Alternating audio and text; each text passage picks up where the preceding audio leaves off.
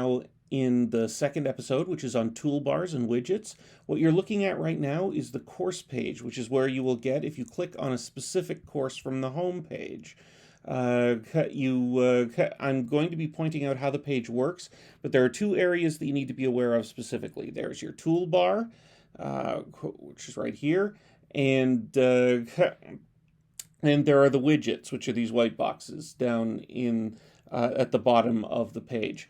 Now, the toolbar gives you quick access to the various components in Brightspace. I tend to keep this very sparse at first, but some teachers may have other components like sophisticated drop-down menus and stuff that will require some exploring, but I try to keep it as simple as possible just by having just a few areas that are vital for use of the platform. The first area is content.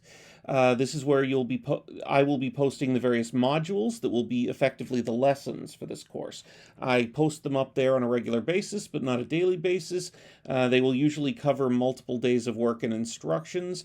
They're organized by unit.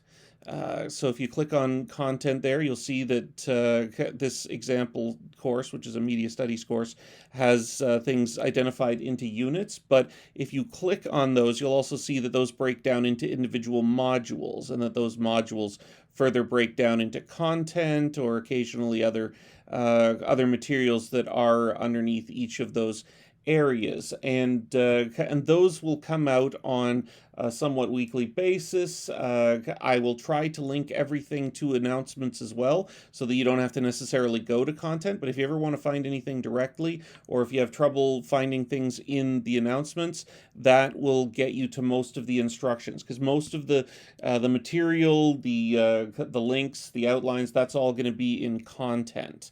There are two other direct links that are on the class page, discussions and assignments, but I'm doing separate episodes on those, so that'll be episodes 2 and 3 right there that will get into what's behind those links. The other part of the main page is the widgets. Now, this can be extremely complicated. There are lots of different widgets that are chosen by the teacher that they can throw up in this area, but for me, I again tend to keep this fairly sparse. I tend to keep it under 3, and often sometimes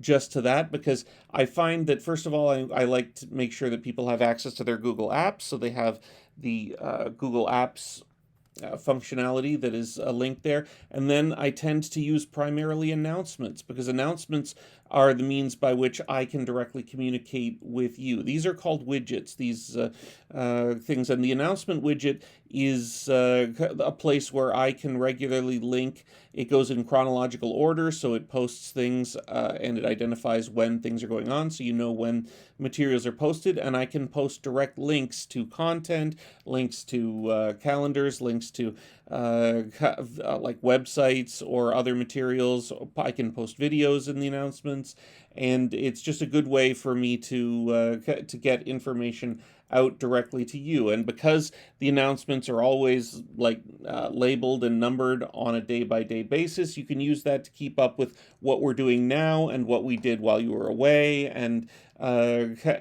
if you ever find that you are looking at things and that they are linked to the announcements and the links are broken for whatever reason, or you are having trouble getting to that, please let me know by emailing me, because the sooner I know, the sooner I can fix it.